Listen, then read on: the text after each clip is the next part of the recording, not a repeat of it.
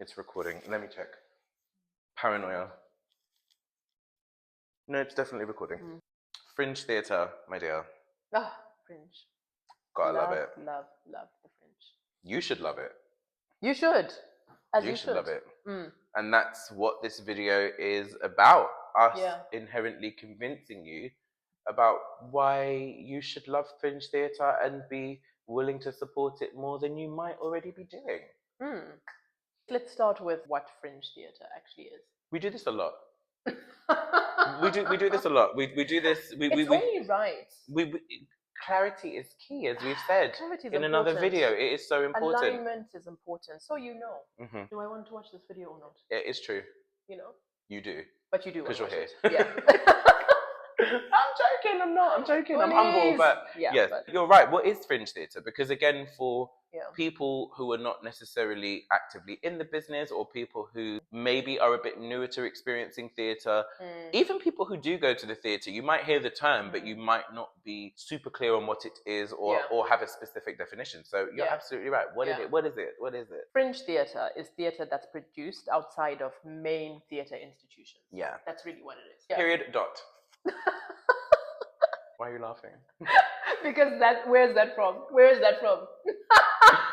I'll show you. Chanel Ayan in Housewives of Dubai. Period. Dot. Period. Period. Dot. But that's what it is. But then there's layers to that, because it's okay. Well, what is considered mainstream theatre? And this can be very confusing, because say, for example, you're talking about London. Mainstream theatre would be theatre that is predominantly within the West End. Yeah. But there are fringe venues in the West End. There is sometimes confusing overlap, but I think the way it can be best summed up outside of that very clear definition that was given is the type of space it is as well. Like, for example, fringe venues tend to be studio theatres, or theatres that are studios on top of a pub, or quite small scale. Small scale. They tend not to really have a huge audience capacity. They might be black box theatre sometimes, or just a less conventional theatre space. You can get theatre under archways I've performed in. Quite experimental. Yes. Usually, a lot of Fringe is experimental. It's not something that's usually done before. Or not widely done. Or not widely, yeah. Yeah, exactly. It sort of leans into the unconventional. So hopefully that's a clear enough description. Why is it important to support it? And I think that because of everything we've used to describe it, Fringe can sometimes feel, for want of a better word, like an outsider in a lot of ways. Yeah. And again, I think that there's something about privilege almost that makes certain people aware of Fringe more than others. It's quite hard to get some audiences into the theatre, regardless of where the theatre is. From a marketing point of view, it's very likely that a West End mainstream production, whether it's in the West End or not, will have more resources so that more people can know about it. Yeah. They may have more money for billboards, adverts that you might see at the train station, adverts that you might see in a newspaper, or paid ads online. The thing about Fringe theatre that can be very difficult for those who create work within that structure is that usually you're doing Fringe theatre because it is accessible, but that probably means you don't have a huge amount of resources. It probably means you don't have a lot of money. It probably means that you don't have a big team. Not always the case. There are actually a lot of established professional companies that still work on a fringe scale, because essentially they've built enough of a reputation and are able to grow their work from that scale to something bigger. But for a lot of us, like, Unshaded Arts wouldn't exist without Fringe theatre. That is 100%. quite honestly the only platform that we have been afforded as a theatre company. And actually, when you are working as an independent producer or a theatre company, you do have to lean into Fringe, because they're the places that don't necessarily program shows in the way that theatres that produce their own shows would program. So as a company, you can go to a venue. We've said in other videos, there's no one set rule about how to approach a venue. But if you have an idea that they like and that you're prepared to produce yourself, they can give you the space to do that. It's the kind of platform where artists that otherwise wouldn't have a chance have a chance. And it's somewhere where you can really take the do-it-yourself mentality and do it yourself. Yeah, do it yourself. I love that. And also give yourself that creative freedom. Yes. I think that's always really huge. Huge. Right? Huge. Because as a writer, you could be in a theatre and they may want to produce your work in a certain way that perhaps doesn't feel true to you as an artist. If you're presenting the work as a company within a Fringe space, they're not policing how you produce that work. Exactly. They're not saying to you that you have to make it look a certain way or appeal to a certain type of person. You can have free reign about how you want to do it. The problem, though, is that you may not have the resources or the support for people to know. And that's why we wanted to do this video, because we want people to be more aware of Fringe, the challenges that Fringe artists have, and the fact that we've said this in other videos, a lot of your favourite shows have come from Fringe. We've talked about Fleabag before, that was a hit at the Edinburgh Fringe, and it's not just about Edinburgh Fringe, any kind of Fringe space. Shows have gone to the West End from Fringe spaces. They have.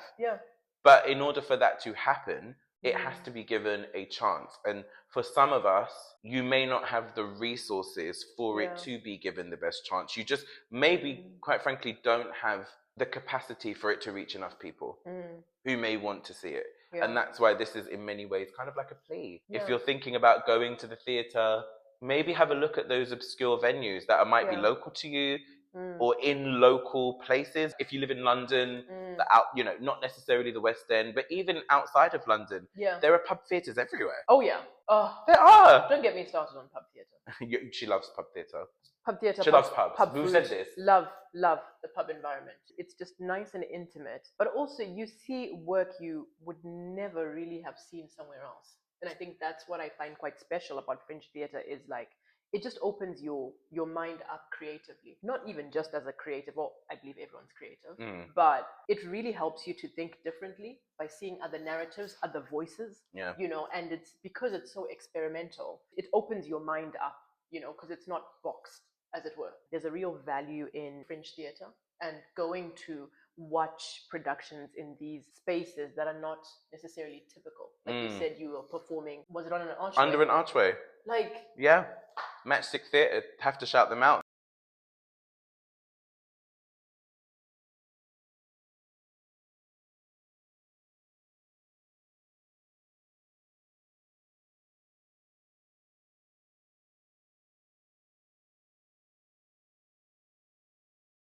They were a group of graduates who started a company much like ourselves, and it sort of was like a multi-arts venue. Honestly, they will do everything from their own set design. They always have someone who's there to do music. They have a huge pool of artists who are passionate about it. And that's the thing about Fringe as well. You tend to do it from a place of passion rather than commercial gain. You don't really do it for vanity necessarily. Well, some people might, but the amount of work that goes into putting on a Fringe show, and sometimes the results that you don't always get, you have to do it from love. You really have to do it from the love of the work and the love of the art form. And as we've said in videos about our producing experiences, it can be a lot and it can weigh on you quite heavily, and it doesn't always feel nice. It doesn't always go well, but it's very brave. It's very brave. To do a Fringe show is very brave. And I do think there's room for another conversation one day where perhaps we talk about how Fringe venues support the artists who go there. Sometimes the drawback is that it kind of exists on a model that you bring a show to them, but you have to do everything yourself, which can be empowering, but it can also be like, okay, where is the responsibility to make sure that people are getting paid? I'm not saying that it should be up to the venue to pay you, but should they have partly a responsibility to help you fundraise, maybe, if they take on your show knowing that maybe there isn't funding in place. And I know that's probably a very difficult thing to address. I don't want that to sound insensitive, because I actually know a lot of Fringe venues struggle to stay afloat themselves. A lot of people who work in the venues to keep them running probably are not even getting great wages themselves. So I do recognize that is a delicate subject matter, but I just wonder, in the interest of transparency, which we're always talking about, trying to have more conversations about transparency, is there room for a conversation where maybe Fringe venues can be supported, better supported, to support Fringe artists better? Fringe artists provide so much value to the landscape, and if you did see that incredible play that made it to the West End that is really daring, and it started off in Fringe, just understand that that was a journey and a half to get there. What do you feel Fringe has given you? A CV. I'm not joking. That is a word. I'm not joking. My whole CV as an actor, no, I'm laughing and as a writer. I'm like thinking of my own CV, and I'm like, wow, If it wasn't for Fringe, I wouldn't have a list of credits. All of the work I have done up until this point, up until the time of recording, all of the work I have done has been in a Fringe capacity. Fringe venues, Fringe companies, and even the kind of roles I've been given to play. I think sometimes the foresight of Fringe artists goes beyond sometimes where you may be boxed, especially if you're new. You might remember this from when we were at drama school. There's this conversation that you have as a new actor about what is your type. And this is kind of leaning into an acting conversation. We don't want to make it about that. But you can be very easily boxed into something that either doesn't suit you or people can't find a box for you, because that's usually why some people don't work straight out of the gate, is that your box is either it doesn't exist or it's not clear within the mainstream landscape. And Fringe, for me, as an artist, that sometimes can be quite difficult to place in terms of my look, in terms of my characteristics. There's a number of boxes I might just about get into, but maybe not as much as somebody else. That doesn't matter in Fringe. The variety of the roles that I have played has been quite incredible, actually. Wow. Whether I've given them to myself or whether somebody else has given them to me. I've actually been quite surprised about sometimes people approaching me saying, I think you would be great for this. And then I look at the script and I'm like, I would be. But you're the only people who would have ever given me that chance. Well, that's what it's given me. Nice. And that's why I hope it continues to give me and other people who are good enough to work. Yeah. What has it given you, apart from chips? Apart from chips. And that's big. That's big. The creative freedom to tell my own stories. It's given me the opportunity to write what I want, to write it unapologetically and put it out there. It's given me the opportunity to go to Kenya. You know, it's given me the opportunity to be a writer. You know what I mean? Clock like it. All of this stuff. Fringe took us to Africa. Crazy. Career development. Developing as a writer, as an actor as well. Being able to actually use my accent in right. Do you know what I mean? Because that's a conversation. I mean, don't get me started on the accent thing. Should we talk about it now? Are they ready? I really don't think so. Let's just sum it up. I don't want to speak for you, but tell me if this is an accurate description. When you're an international artist who trains in the UK, and I remember this really bugging me at drama school, there was this insistence that you had to almost masquerade as something you weren't. You had to be able to masquerade as a British artist, which meant that you had to be able to forego your natural accent. Yeah. What I am not saying is that, oh, you should never learn accents as a skill. No. Having an accent repertoire in your bank, it's amazing, and if the more accents you can do, the better it will serve you. So teaching people how to do different accents, fine, but being trained within a British institution as an international artist, from my observation, I would see the international artists, including yourself, getting quite frustrated about feeling as though they had to nail this received pronunciation, which, to be honest with you, if you speak in received pronunciation, tell us in the comments, because who does? Who does? I'm not saying received pronunciation has no weight, but I personally think that sometimes can act as a barrier for people who don't fit into what some would be considered mainstream. Now, when we talk about theatre in the climate we're talking in, there has already been a lot of change, there's already been a lot of shifts. But in terms of where theatre can be inaccessible for some people, accent is one of those things. Oh, yeah. Oh, if you have a certain accent, then you can't be understood, which is just complete BS sometimes. Or even if you are playing an accent that is authentic, something about that you still have to make more palatable. I don't know if you've ever heard that before, but we have heard that. Oh, even if you are doing an accent from Zimbabwe or Nigeria, it has to sound a bit more, I don't know. Well, people have to be able to understand it. I'm like, well, why wouldn't they? This is where it becomes less important in Fringe context. That sense of authenticity can be so much clearer. Yeah. And believe it or not, some of the shows that do end up going to those mainstream venues where they probably would have been told from the offset, actually, this isn't going to work for people, proving themselves in a Fringe capacity has given them that room to have that platform that they probably wouldn't have otherwise had, presenting in an authentic way. I genuinely feel Fringe theatre people are change makers, or at least we have the potential. I agree, positive change makers. I agree. When it comes to things that we feel can be done better. I think you definitely have the capacity to set a new standard. And you can be a game changer, so much so that everyone tries to copy your formula. I use Fleabag a lot. Apparently, going to the Edinburgh Fringe, everybody always tries to do a show like Fleabag, because she did kind of change that landscape for a lot of people, doing a show very daring about a woman being very unapologetic and very sexual. Compared to what's at the Fringe now, it's probably quite tame, because it would have been a bit more raunchy back then, whereas now, because of the blueprint that she laid out, people are being there's a lot of sex positivity at the Fringe. I don't know if there was before that, but certainly from a female-led perspective, being unapologetic, foregrounding an unlikable character, I think you're seeing a lot more of that. They do talk about having that Fleabag fatigue of at the Fringe.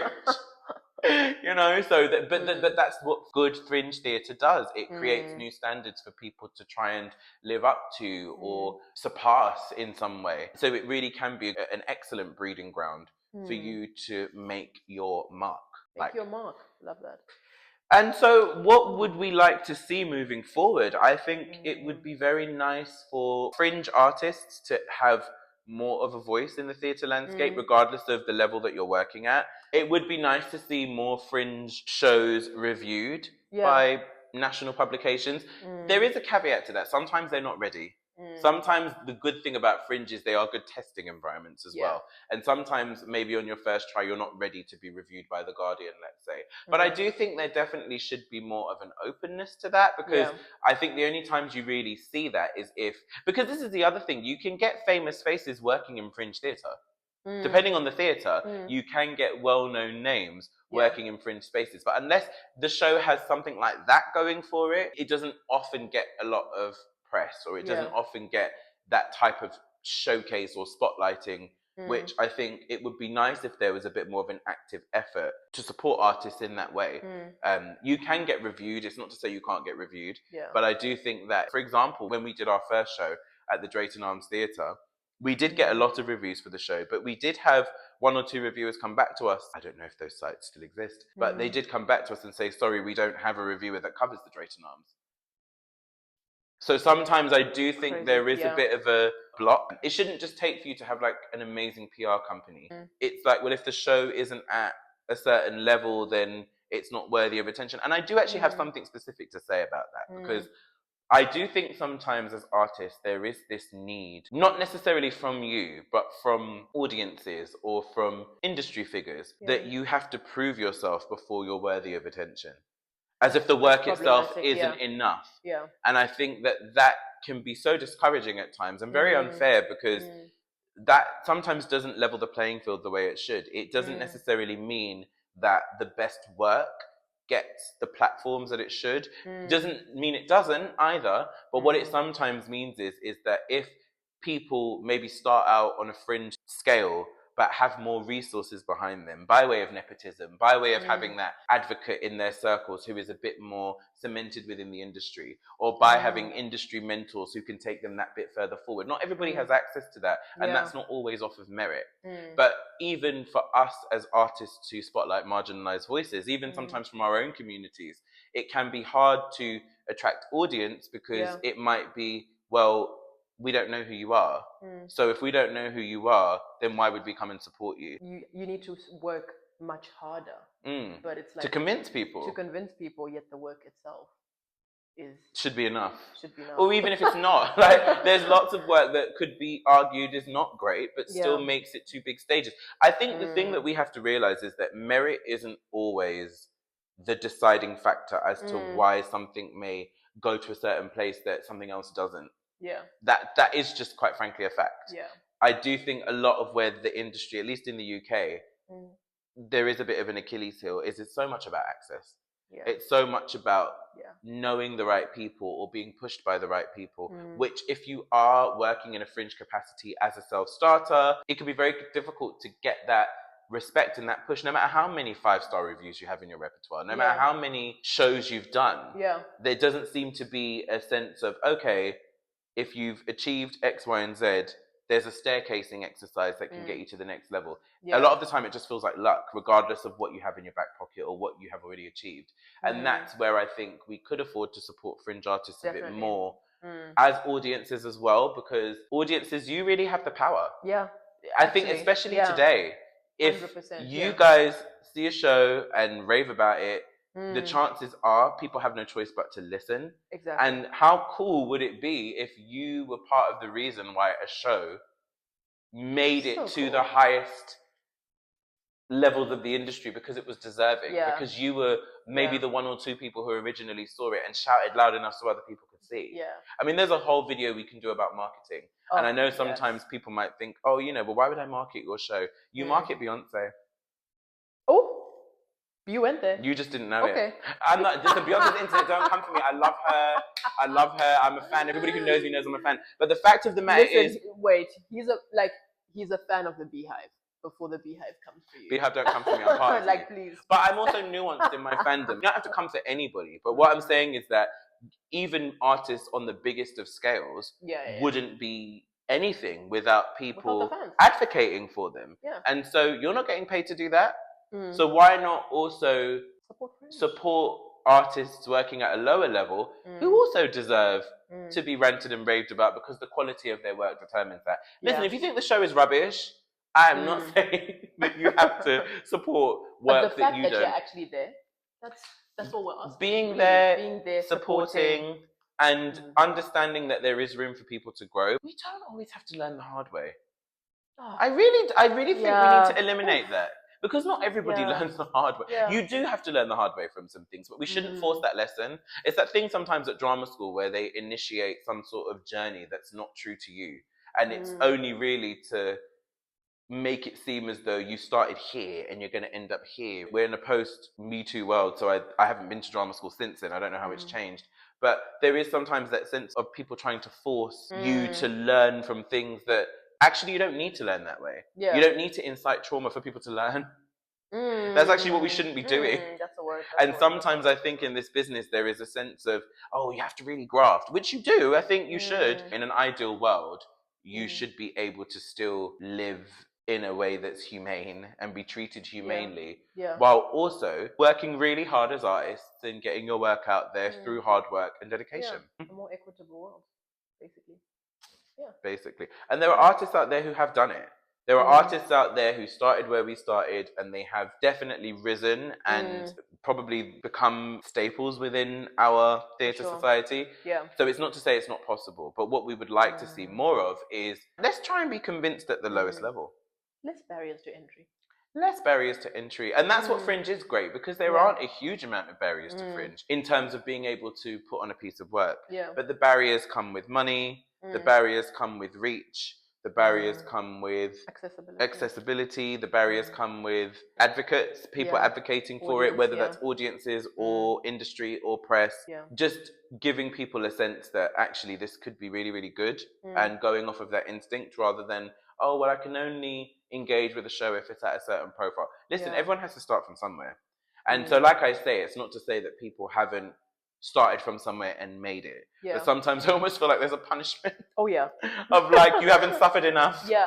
It doesn't have to be that way. Because it's not that way for everybody. Not everybody is made to learn like that. I think this is where Fringe can level the playing field. 100%. But in order for it to level the playing field, it does need more industry support and more audience support. Support the Fringe. Support the Fringe. Support Fringe artists. Support Fringe work. Let us know when you're going to see a Fringe show and where you're going to see it. Maybe you can all go together in the comments. Make some new friends. Let us know. Let us know. We're going to be seeing some. We always see Fringe. So we stan. Yeah. Good or bad. Yeah. Right or wrong. Yeah. Up and down. Always go. No, it's up and down. Doesn't really make sense. I'm tired. It's allowed. It's okay. It's love. Yeah. It's all love. It's allowed. It's love. It's all love. Yeah, do consider, and also for those of you who have watched this video and maybe didn't know what Fringe. For those of you watching who maybe didn't know what Fringe theatre is, hopefully you've learned something new today. Yeah. Hopefully you will expand your repertoire of plays that you maybe. If you've never been to theatre before, go to a pub theatre. Yeah. Oh my gosh, it's so much fun. And order chips. Order chips. Like one thing. If nothing else you take from this video, order chips. Provided you don't have an allergy to potato. Yeah. Oof. Order chips. Imagine if I had an allergy to potato. God. Awful. Someone might, because you never know. But no, thanks guys for tuning in. Thanks you for hearing what we had to say. Yeah. If you stuck around to the end of this video, we really do hope that you have been convinced in some way to just try something different. Yeah. Support the West End, support commercial theatre, but also support everybody. And we're not saying that you have to eliminate your support for one in order to support another. We don't have to do an exercise in polarity. You don't have to hate commercial theatre to love Fringe theatre or vice versa. 100%. But we're just thinking, everybody deserves equal opportunity to be seen and have their work experienced by you guys. Let us know of any cool venues that you might have been to, because I'm sure they would appreciate you shouting them out. For sure. This has been great. This has been great. So therapeutic. Love so therapeutic. Love the Fringe. Love, love, love. And love you guys for watching. Yeah. See you next time. See ya. Bye. Yeah.